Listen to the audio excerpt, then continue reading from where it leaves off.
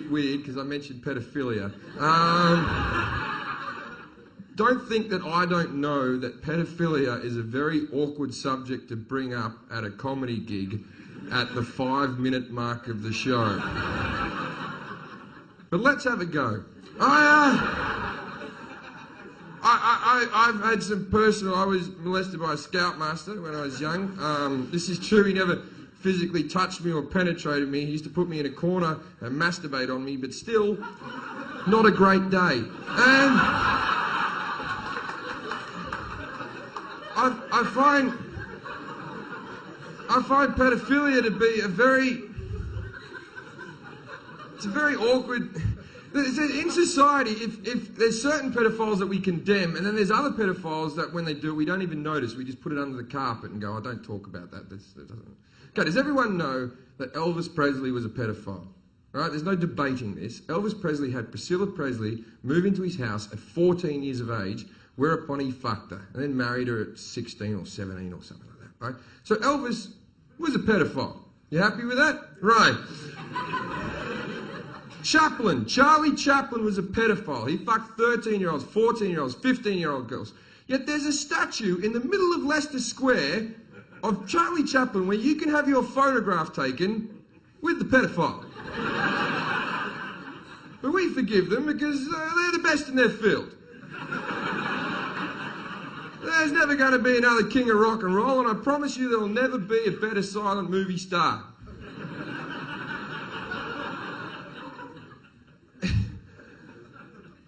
At what point do we as a society go, but they were good? Like, what I'm trying to say is, how talented do you have to be to fuck a kid? Alright? Gary Glitter. Dun, da, da, da. Hey! Dun, da, da. Good song, don't fuck a kid. Alright, tonight I hope. It's fucking Saturday, you gotta get pissed. It's good for you. I don't like people who don't drink. I don't trust them. I haven't got friends that don't drink. I would stop being your friend if you stopped drinking, because anyone who doesn't drink is a boring cunt, right? If you're a non-drinker, your stories fucking suck. All your stories end the same way with, and then I got home, right? No one gives a shit that you've been promoted at work. No one gives a fuck that your kids don't have bruises. You're a boring dick. You ever ask a non-drinker why they don't drink? They give you the same stupid answer every fucking time. You go, why don't you drink? And they go, I don't like the taste of it. Nobody does! No one likes the taste of it. We drink because we have to, because life's a miserable piece of shit. No one has ever had a shot of tequila and gone, ooh, that's lovely. Next time I'll have that instead of dessert. Fucking holiday. Ugh.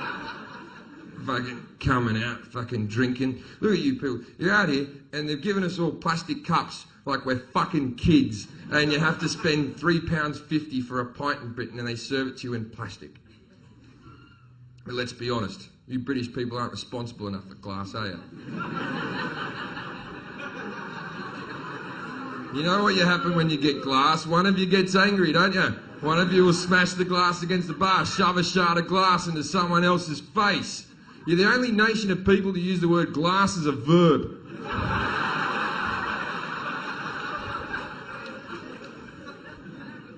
Oh, fuck, you come out, go to a nightclub, you get pissed, you go to the toilet, go to wash your hands, but you're not allowed to wash your hands.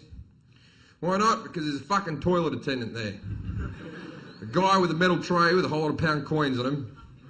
A few bits of fucking perfume, a couple of chopper chomps and a bit of chewing gum. And he's ready with a soap. I fucking hate those cunts. I'm not going to give you a pound, mate. I've washed me hands before. I'm fucking good at it, right? It's one of my skills. I'm not the most hygienic guy in the world anyway. I was just sniffing coke off a toilet seat, for fuck's sake. You ever walked out there and not washed your hands? They look at you like you're scum. I'm scum. You work in a fucking toilet. My 15-year-old cousin has recently become pregnant, and I'm only offended by this as a taxpayer. I I think if you can't afford it, fucking cut the fucking thing out. But it's not my problem. My auntie has to take care of it, you know. She's gonna fucking keep it. 15, man. She's gonna fucking keep the thing. When I went to a rough school, right? When I was 14, 15, 16, no one was fucking at my school. Nobody. Not even the cool kids were fucking, right? We were happy with fingering, right? Bring that back. I could finger a girl in February. That'll keep me going through till fucking August, right? These kids today, they all fuck each other. They all get fucking knocked up and they get sex education. I never had any sex education. I didn't even have a sister, me, right? These kids get sex education on a Monday or a Wednesday, whenever they have it. They're all fucking each other. They're all getting pregnant. I think too much information. I think we should fuck sex education off completely and just start showing these kids pornography from a very young age. At least that way the boys will know to come on the girls' faces. And the reason for that is there's a lot of spastics out there.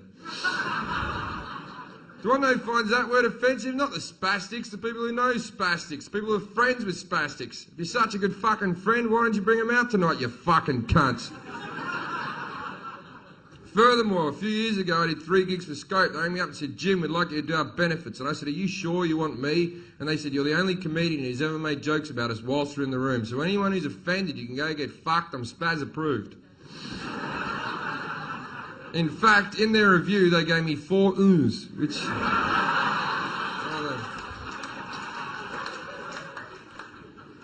Now, as I said before, if you're friends with these people, why don't you bring them out? You always get some bleeding heart come up to you after a gig going, do you know my best friend is a not a spastic, but they... And then you're like, well, where the fuck are they, you bitch? Fucking... I used to work as a disabled carer before I was a comedian. And it was a good job. You felt good about yourself at the end of the day. And I saw some heartwarming things there, man. I saw some fucking miserable things, but I saw some things that made me feel good, man. I got fired for racing them. It sounds a lot worse than it is, right? You say racing retards, that's offensive, right? Call it Paralympics, goodwill. And so... Anyway, I'm going to tell you a good story that came from there. Something nice, right? I think this story is inspiring. You might agree with me, but I took these 2 lads down to the beach with cerebral palsy, right? Not with the power of. It's not like they're magical. You assume they'd have some... The only real magical disabilities are dwarfs. Midgets aren't magical. They're just freakish little people. Don't worry about that joke. It goes over the midgets' heads. Doesn't go over the dwarfs' heads. People underestimate how big their foreheads are and just smacks them in the 14th wrinkle.